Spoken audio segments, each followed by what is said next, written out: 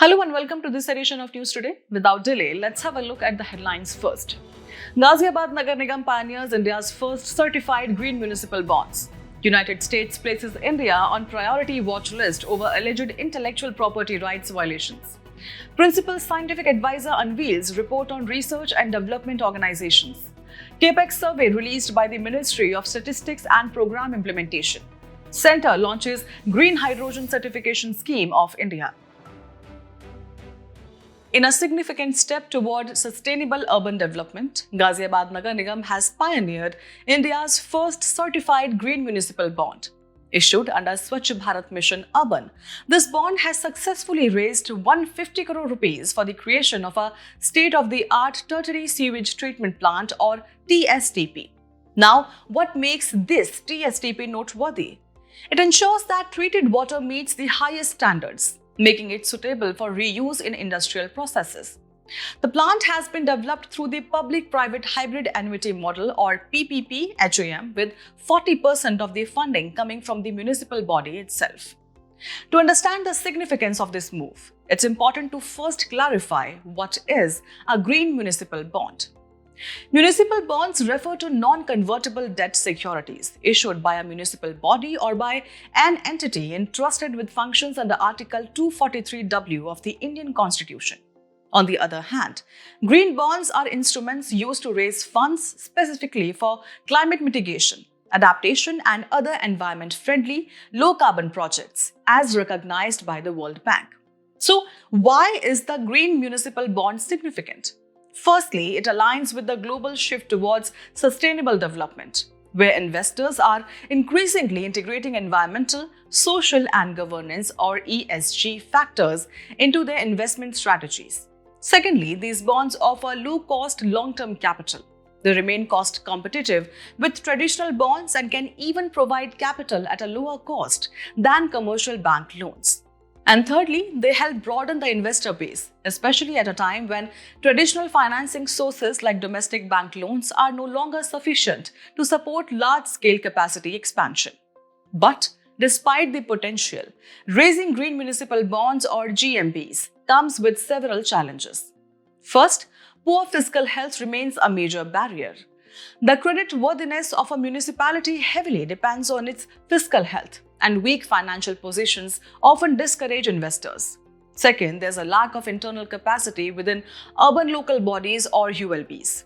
Many ULBs struggle with a shortage of relevant experts and in-house technical knowledge, limiting their ability to design and execute such financing instruments effectively. And third, other challenges include the absence of organic demand, a constrained investor base, inadequate financial discipline and transparency, and a general lack of familiarity with bonds within the municipal framework. To sum up, Ghaziabad's certified green municipal bond marks a pioneering effort, combining financial innovation, public-private collaboration, and environmental responsibility to support urban infrastructure in a sustainable way. But for more municipalities to follow suit, these structural and capacity-related hurdles will need to be addressed systematically. Moving on, the United States has once again placed India on the priority watch list in its special 301 report released by the United States Trade Representative or USTR. India is among 8 countries flagged for concerns related to intellectual property or IP protection and enforcement. But what exactly is intellectual property?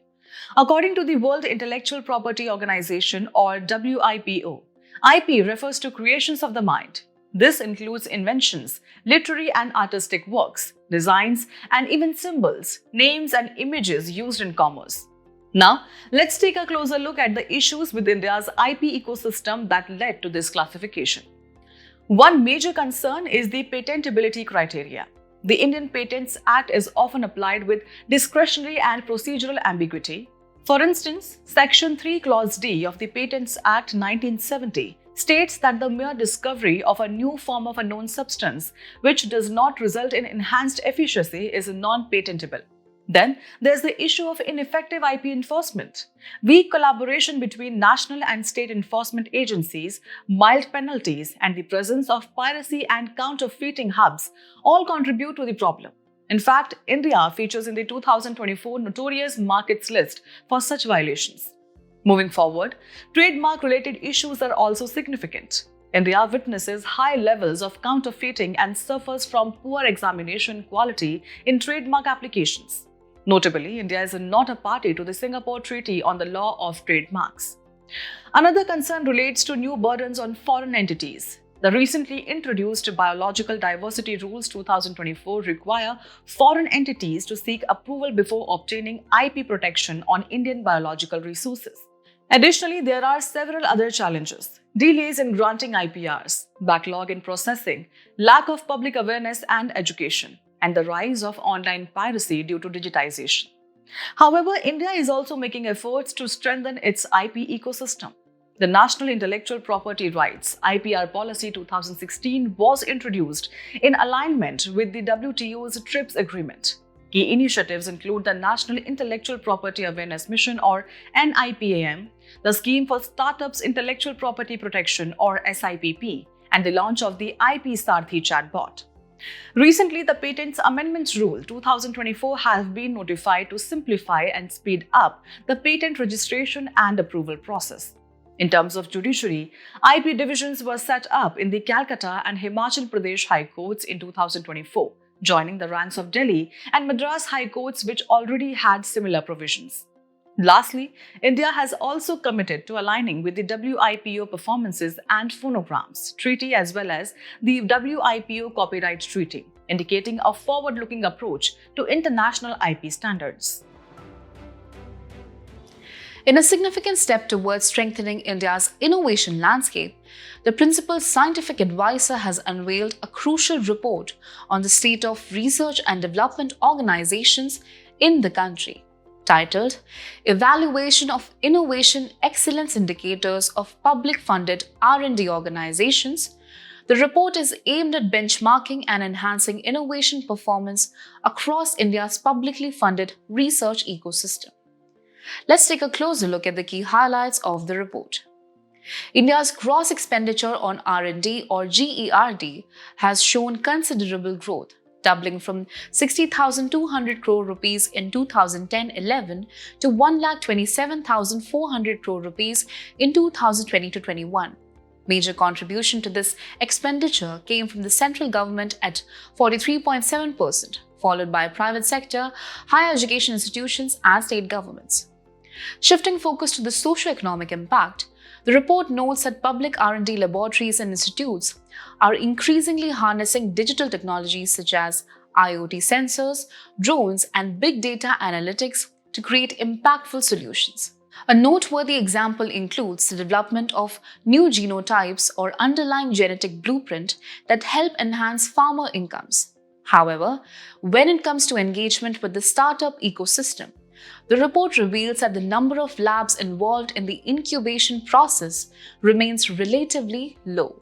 In fact, only about 1 in 4 public-funded R&D organizations offer incubation support to startups, and just 1 in 6 provide backing to deep tech startups. The report also highlights limited collaboration and access to facilities. For instance, only 15% of public-funded R&D institutions have collaborated with industry overseas, and only half of them have opened their facilities to outside researchers. Let's now move on to the key recommendations made in the report. It suggests that R&D labs should align their mandates with the goals of Viksit Bharat, placing a strong focus on critical technologies. The report emphasizes the need to foster industry collaborations to drive innovation, open up research facilities to external researchers and students, and increase support for deep tech startups, including the establishment of Section 8 companies. Now, let's take a broader look at India's R&D ecosystem. In 2020-21, India spent just 0.64% of its GDP on R&D, a figure that stands in contrast to most developed countries which spend more than 2% of their GDP on R&D. According to the WIPO Report 2022, India ranks 7th globally in terms of resident patent filing activity, an encouraging sign for innovation potential. And finally, let's touch on some government initiatives supporting the R&D sector. The Impacting Research, Innovation and Technology or Imprint initiative is providing solutions to some of the most pressing engineering challenges in the country. Meanwhile, the Research Park initiative is working to bridge entrepreneurship and industry, helping them establish their own R&D units. The Ministry of Statistics and Program Implementation or MOSPI has released the first ever capital expenditure or CAPEX survey, offering a forward-looking view into private sector investment intentions. This initiative, undertaken by the National Statistics Office or NSO under MOSPI, has been conducted under the provisions of the Collection of Statistics Act 2008. Let us now examine the key findings of the survey. Between FY22 and FY25, private sector CAPEX grew by 66%, reaching approximately 6.5 lakh crore. Within this, manufacturing enterprises contributed 48% of the total private sector capital expenditure for FY24 to 25. In the financial year 2024-25, the majority of enterprises focused their CAPEX on core assets, while others chose to invest in value addition, opportunistic assets, and diversified strategies. With that context, it is important to understand the significance of capital expenditure in our business environment. CAPEX refers to spending on assets that yield long-term benefits for the organization. These can include investments in property, equipment, and the acquisition of new technology. Such decisions are inherently strategic as they indicate the organization's future direction and growth priorities. Furthermore, capital expenditure can lead to a competitive advantage. By allocating resources to CAPEX, businesses can enhance operational efficiency, introduce product or service innovations, and maintain their edge in the market. CAPEX also plays a critical role in the maintenance and upgrading of existing assets, whether through the expansion of production capacity or the adoption of updated technology. It ensures long-term operational readiness. In addition, sustained capital investment can boost investor confidence, signaling a company's commitment to long-term value creation and financial health. However, there are notable challenges hindering private sector capital expenditure. These include difficulty in mobilizing large-scale equity and accessing affordable debt, along with project structuring issues, especially related to risk estimation and mitigation. There are also administrative and procedural challenges, such as delays in obtaining necessary clearances and land acquisition. Moving forward, it is essential to clarify what constitutes capital expenditure. Capital expenditure is defined as the money spent by the government or private entities on the development of long-term assets, such as machinery, infrastructure, health, facilities, and education systems. It also includes the acquisition of fixed and intangible assets, upgrading or repairing existing assets, and the repayment of loans. To distinguish it from revenue expenditure, a brief comparison is helpful. Capital expenditure results in the creation of future assets, offering long-term returns and typically involves one-time or infrequent spending. In contrast, revenue expenditure is associated with day-to-day operational needs, is recurring in nature, and does not lead to asset creation or liability reduction.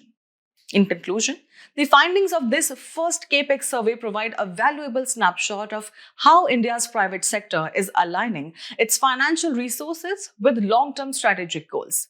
The data reflects both the scale of ambition and the structural challenges that must be addressed to sustain this momentum. Next, we look at a major development from the center. India has officially launched the Green Hydrogen Certification Scheme, also known as GHCI. This new scheme has been launched under the National Green Hydrogen Mission or NGHM.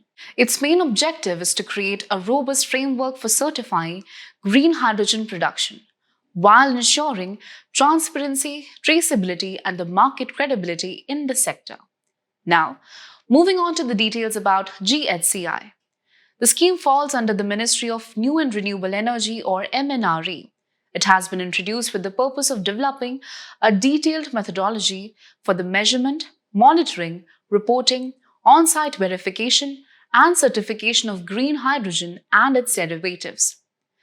The Bureau of Energy Efficiency or BEE will serve as a nodal authority for this certification scheme.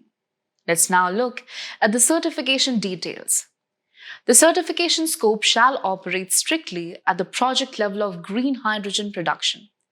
This encompasses all stages up to the compression and purification of hydrogen for transport.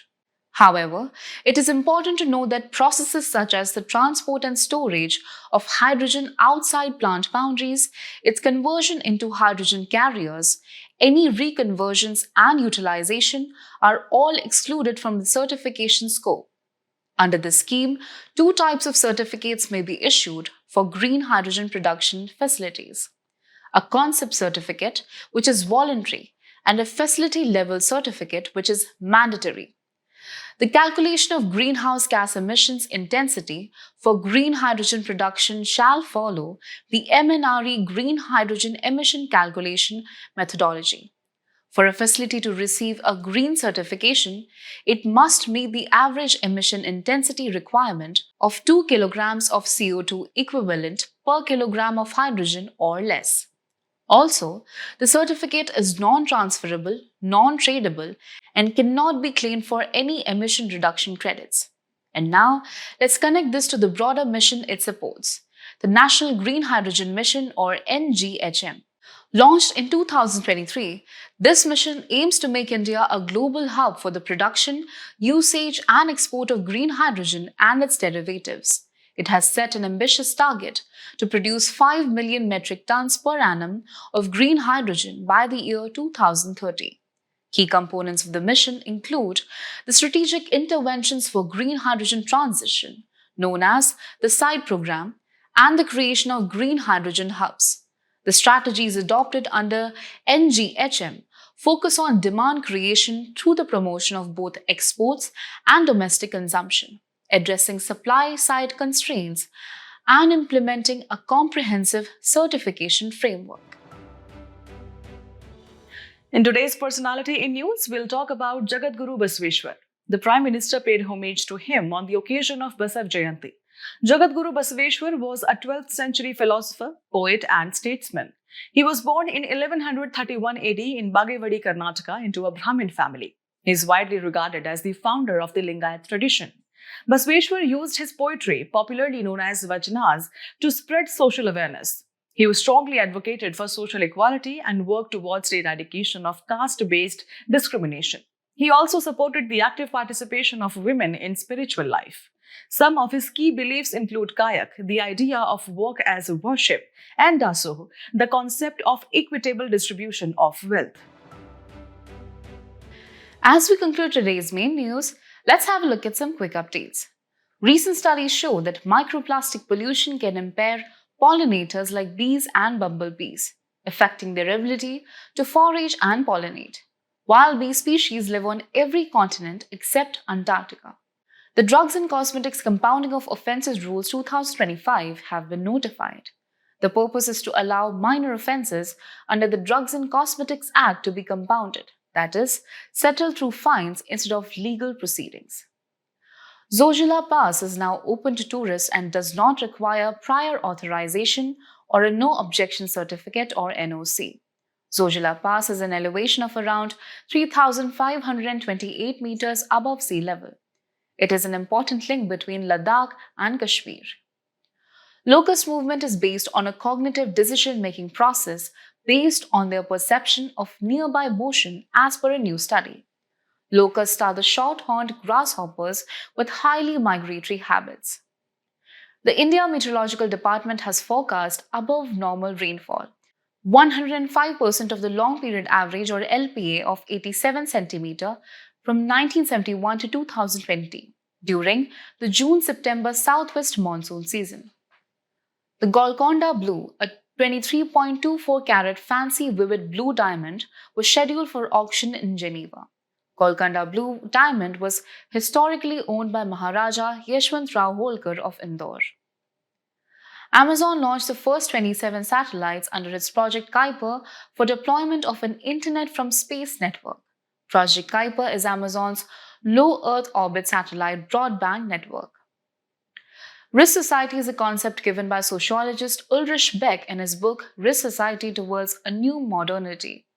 Risk Society describes a shift from an industrial society to one increasingly shaped by uncertainty and hazards created by technological and environmental developments. Before we sign off, let's challenge your understanding in today's installment of Test Your Learning.